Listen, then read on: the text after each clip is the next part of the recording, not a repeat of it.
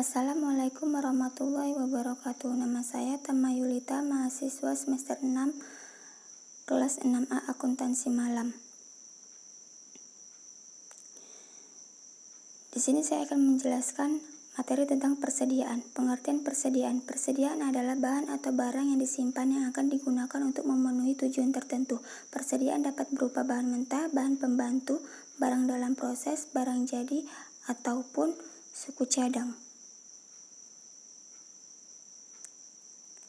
Alasan diperlukannya persediaan. 1. Dibutuhkannya waktu untuk menyelesaikan operasi produksi dan untuk memindahkan produk dari suatu tingkat proses ke tingkat proses lainnya, yang disebut persediaan dalam proses dan pemindahan. 2. Alasan organisasi.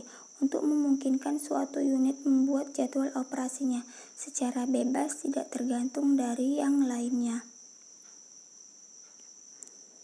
Pencatatan persediaan. 1. Sistem periodik atau fisikal, yaitu pada setiap akhir periode dilakukan perhitungan secara fisik untuk menentukan jumlah persediaan akhir. Jurnal sistem periodik.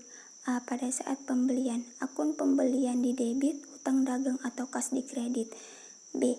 Pada saat penjualan, piutang dagang atau kas di debit, penjualan di kredit.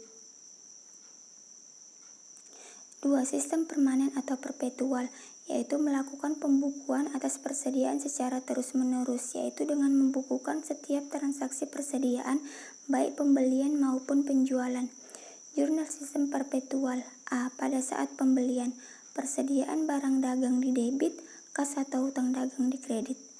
B. Pada saat penjualan, kas atau piutang dagang di debit, penjualan di kredit.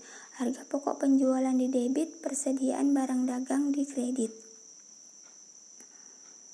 Metode penilaian persediaan barang. Setiap pencatatan perpetual system. 1. Metode FIFO. Metode ini beranggapan bahwa yang ada paling awal dianggap dijual paling awal juga. 2. Metode LIFO. Pada metode ini barang yang terakhir dibeli dianggap dijual lebih dahulu.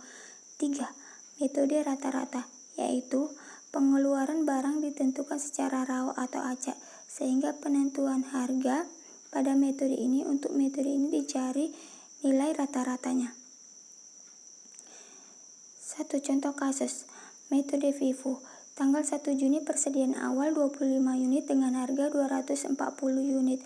Tanggal 5 Juni pembelian 100 unit dengan harga 250 unit. Pada tanggal 10 Juni terjadi penjualan sebesar 75 unit.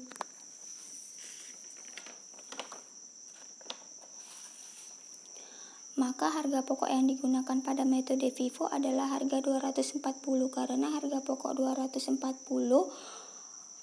merupakan harga pokok yang pertama kali masuk, dengan asumsi bahwa barang yang pertama kali masuk akan dijual pertama kali juga.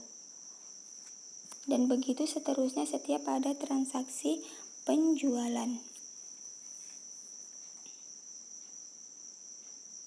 2. Metode LIFO. Dengan contoh kasus yang sama, namun pada metode LIFO harga pokok yang digunakan untuk transaksi penjualan tanggal 10 Juni adalah Rp250 karena dalam metode ini barang yang terakhir dibeli akan dijual pertama, yaitu pembelian terakhir tanggal 5 Juni, maka harga pokok yang digunakan adalah Rp250 dan begitu seterusnya jika ada transaksi penjualan.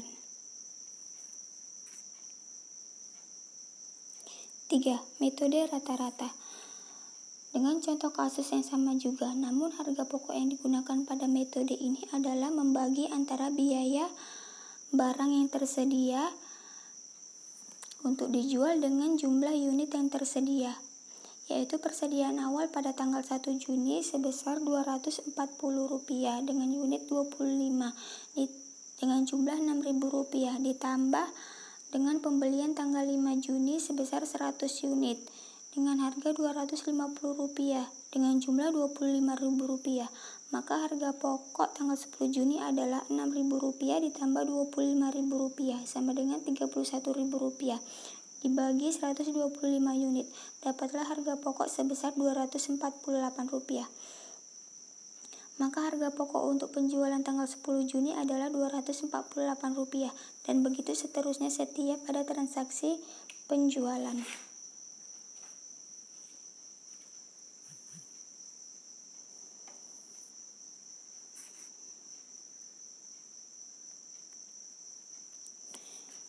Itulah pemaparan materi tentang persediaan oleh saya, Tama Yulita. Jika ada salah kata atau penyebutan dalam video materi saya, maka saya mohon maaf sebesar-besarnya. Wabillahi taufiq walhidayah. Wassalamualaikum warahmatullahi wabarakatuh.